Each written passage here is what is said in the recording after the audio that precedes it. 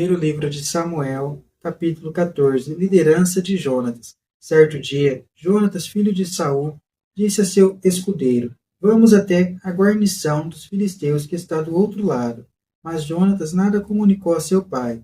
Saul estava na fronteira de Gabá, sentado debaixo da romanceira que fica perto da eira, e com ele estava uma tropa de aproximadamente 600 homens, que levava o efúde. Era Aias, filho de Aquitobe, irmão de Iacobde, filho de Finéias, filho de Eli, sacerdote de Javé em Silo.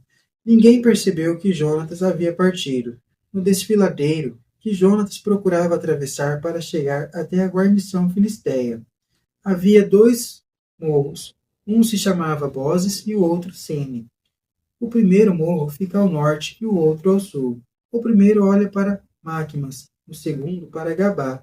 Jonatas disse ao seu escudeiro: Vamos até o lugar onde estão esses incircuncisos. Quem sabe Javé faça alguma coisa por nós, pois nada impede que Javé nos dê a vitória. Não importa se somos muitos ou poucos. O escudeiro respondeu: Faça o que você quiser. Estou à sua disposição. Jonatas disse: Veja, vamos na direção deles e deixaremos que nos vejam. Se nos disserem: Não se movam até que chegamos perto, então ficaremos parados e não avançaremos até eles. Mas se nos disserem: Suba até aqui, então subiremos, porque Javé o está entregando em nossas mãos. Esse será o sinal. Os dois deixaram que a guarnição filisteia os visse, e os filisteus comentaram: Vejam, alguns hebreus saíram das cavernas, onde estavam escondidos. Os da guarnição disseram a Jonatas e seu escudeiro: Subam até aqui. Temos uma coisa para lhes contar. Então Jonatas disse ao escudeiro: Fique atrás de mim, porque Javé os entregou nas mãos de Israel. Jonatas subiu, rastejando, e seu escudeiro os seguiu. Jonatas os feria e o escudeiro acabava de matá-los. Foi a primeira matança que Jonatas e seu escudeiro realizaram. Cerca de 20 homens em pequeno espaço de terreno. O terror se espalhou no acampamento, na região, em toda a tropa da Filisteia. A guarnição e os comandos do ataque ficaram com medo. A terra tremeu e houve grande pânico. As sentinelas de Saul, que estavam em Gabá, Benjamim, perceberam que o exército fugia em debanda.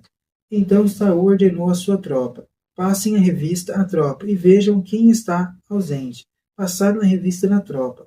Estavam faltando Jonatas e seu escudeiro Saul. Ordenou a Aias: Pegue o efúde, porque nessa época era Aias quem levava o efúde em Israel.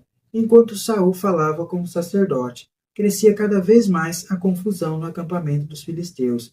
Então Saul disse ao sacerdote: Retire sua mão. Saul e toda a tropa que estava com ele se reuniram e foram para o campo de batalha. Os filisteus desembainhavam a espada, uns contra outros, e a confusão era muito grande. Então os hebreus que estavam a serviço dos filisteus tinham subido com eles para o acampamento. Desertaram e aderaram a Israel, ficando ao lado de Saul e de Jonatas.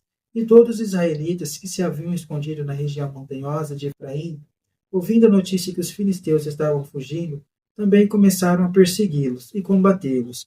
Nesse dia, Javé deu a vitória a Israel. O combate se estendeu até além de Bet-Avém.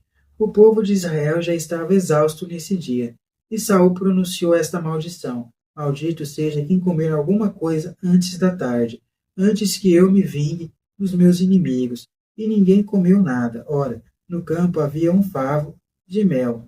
A tropa chegava perto do favo, via o mel escorrendo, mas ninguém o tocava, nem levava à boca, porque tinha medo do juramento que Saul havia feito.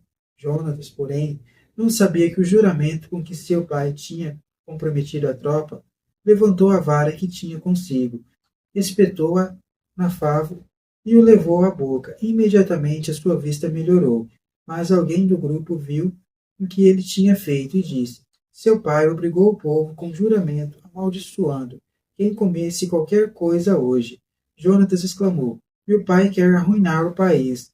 Vejam como meus olhos estão mais claros por ter provado um pouco desse mel. Se a tropa tivesse comido hoje dos despojos que tomou dos inimigos, a derrota dos filisteus teria sido muito maior. Nesse dia, os filisteus foram perseguidos, desde Maquimás até Ailon, mas a tropa estava exausta. Então a tropa se atirou sobre os despojos, pegou ovelhas, vacas, bezerros e os delegou, ali mesmo no chão, e os comeram com sangue.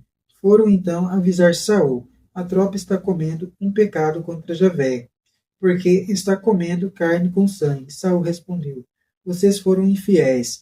Rolem para cá uma grande pedra.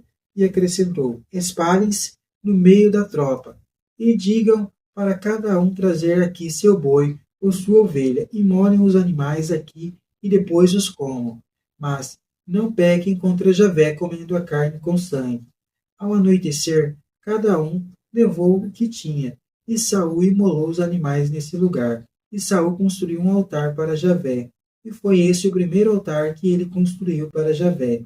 Depois disse: vamos descer durante a noite para perseguir os filisteus, e os saquearemos até o amanhecer. Não vamos deixar nenhum sobrevivente. Os da tropa responderam: faça o que achar melhor. O sacerdote propôs: vamos aproximar-nos para consultar a Deus. E Saul consultou a Deus: devo descer para perseguir os filisteus? Tu os entregarás em poder de Israel? Nesse dia, porém, não houve resposta. Então Saul ordenou: chefes do povo, aproxime-se. Vamos ver quem foi que cometeu hoje algum pecado, pela vida de Javé que dá a vitória a Israel. Mesmo que tenha sido meu filho Jonatas, ele morrerá. Ninguém disse nada. Saul falou a todo Israel: fiquem de um lado, eu e meu filho Jonatas ficaremos do outro lado. E a tropa respondeu a Saul: faça o que achar melhor. Então Saul consultou Javé, Deus de Israel: por que não respondes hoje a teu povo, Javé, Deus de Israel? Se eu e meu filho Jonatas somos culpados, que saia um urim. Se a falta foi cometida pela tropa de Israel, que saia um tumim.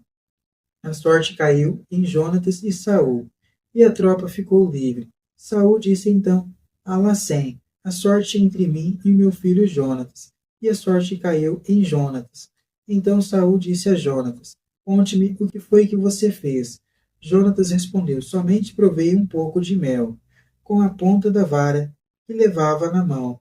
Estou pronto para morrer. Saul lhe disse: que Deus me castigue, se você não morrer, Jonatas.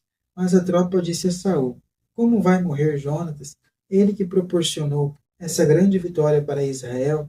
De jeito nenhum. Pela vida de Javé, não cairá um só fio na cabeça de Jonatas, porque foi por Deus que ele pôde fazer hoje o que fez. Desse modo, a tropa salvou a vida de Jonatas. Saul parou de perseguir os filisteus, e estes voltaram para o seu território, depois de ser proclamado rei de Israel. Saul lutou contra todos os inimigos vizinhos: Moabe, os amonitas, Edom, o rei de Sobá e os filisteus, e saiu vitorioso em todas as suas campanhas. Realizou proezas de valentia, derrotou os amalecitas e livrou Israel de seus opressores. Os filhos de Saul eram Jonatas, Jesuí e Melquissua. Tinha também duas filhas. A mais velha se chamava Merobe e a caçula era Micol. A mulher de Saul se chamava Aquinoã, filha de Aquimaás. O chefe do seu exército era Abner, filho de Ner, tio de Saul. Cis, pai de Saul, e Ner, pai de Abner, eram filhos de Abiel. Durante todo o reino de Saul houve guerra aberta contra os filisteus, e Saul requisitava todos os bravos e valentes que conhecia.